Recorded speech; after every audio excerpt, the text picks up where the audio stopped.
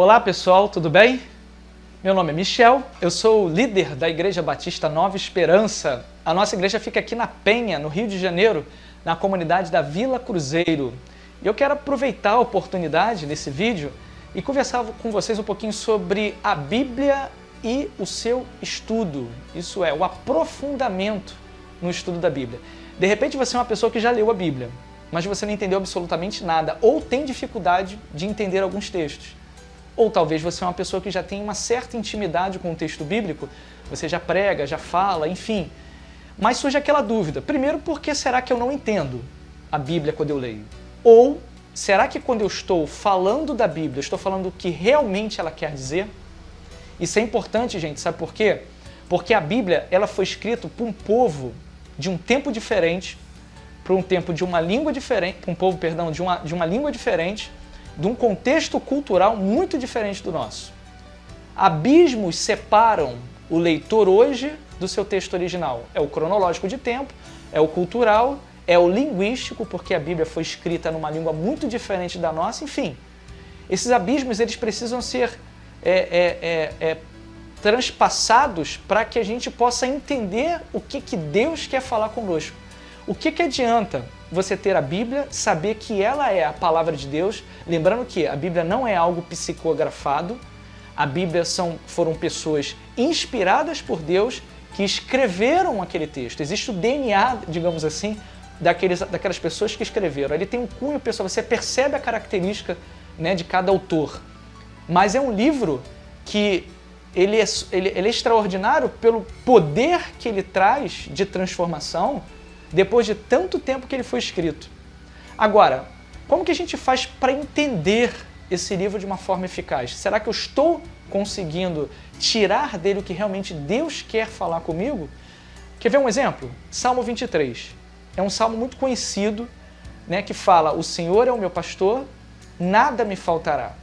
Bem, se eu pego esse versículo primeiro do salmo e eu isolo, isso é, tiro ele do contexto do capítulo, ignoro, por exemplo, quem foi que escreveu, que possivelmente pode ter sido Davi ou em homenagem a Davi. Ignoro, por exemplo, o tipo do livro. Ignoro o contexto cultural. Eu posso fazer do texto o que eu quiser. E o problema é que quando você não entende o texto, você aplica ele, você contextualiza ele de forma errada. Então, por exemplo, se eu extraio esse texto, só esse versículo do seu contexto, eu posso falar o seguinte: bem, o Senhor é o meu pastor, nada me faltará. Bem, se nada vai me faltar, por que eu moro ainda numa comunidade carente, numa favela? Bem, se o Senhor é o meu pastor, por que eu ainda não tenho minha casa própria? Se o Senhor é o meu pastor, por que será que eu ainda não tenho aquela menina ou aquele rapaz que eu sempre desejei? Exatamente pela questão de interpretar o texto errado. Por isso que quando você lê o texto, você lê um determinado versículo, você precisa entender todo um contexto que existe ali dentro daquele texto. Ah, Michel, como que eu posso fazer isso? Como que eu posso descobrir? Bem, hoje nós temos ferramentas.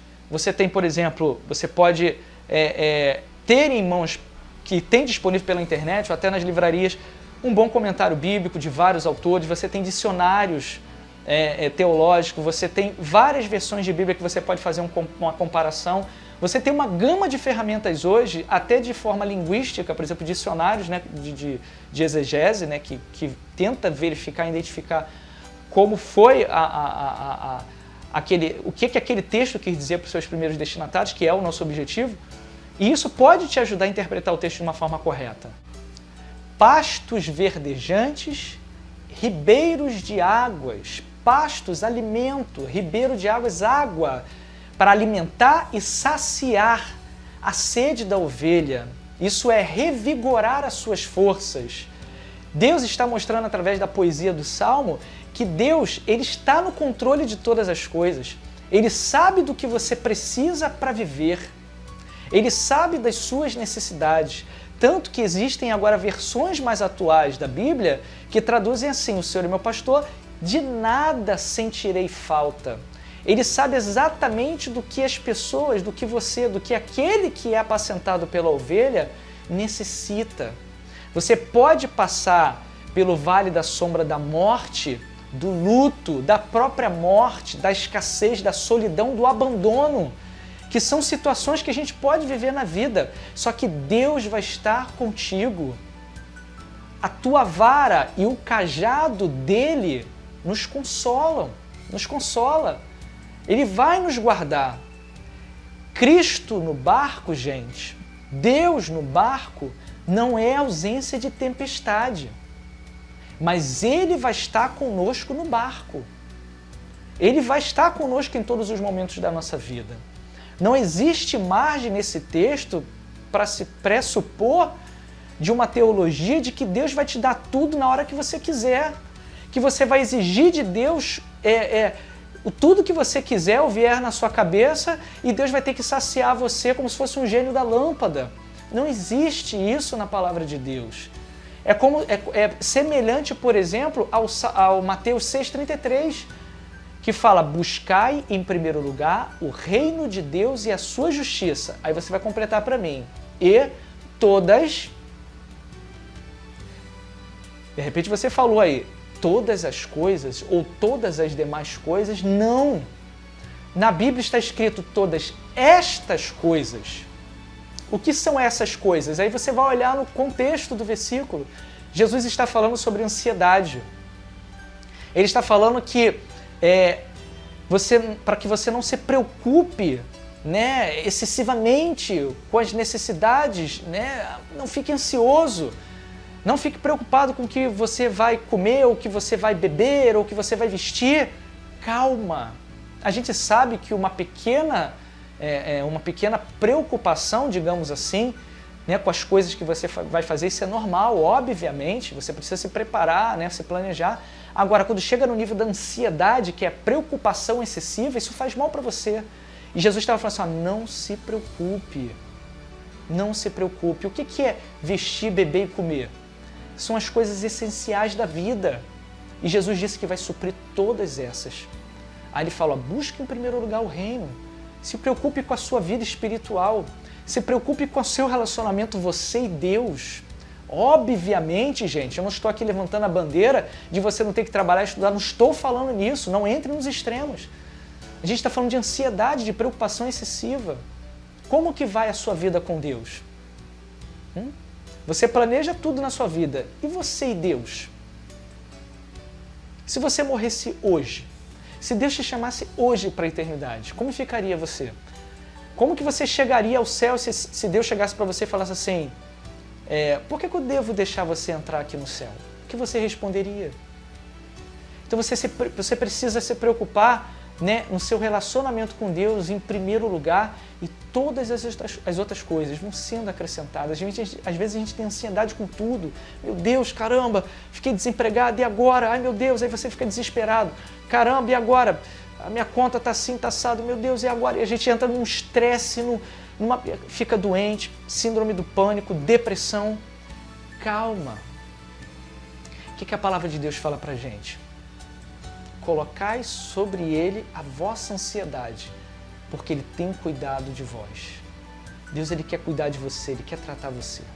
Nós precisamos voltar à essência da palavra de Deus. Nós precisamos ler a Bíblia com responsabilidade.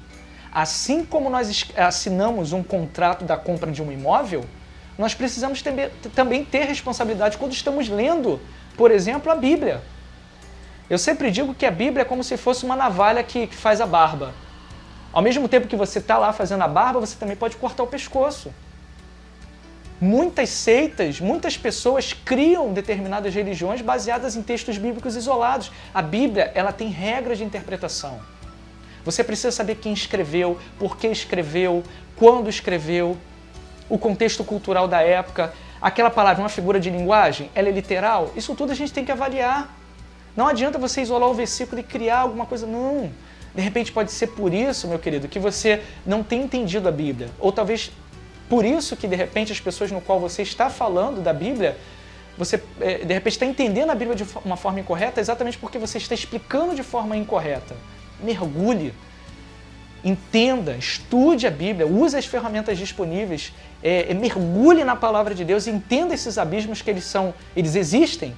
E eles precisam ser levados em consideração quando você estiver lendo a palavra de Deus. Não esqueça, gente, não esqueça, não é difícil.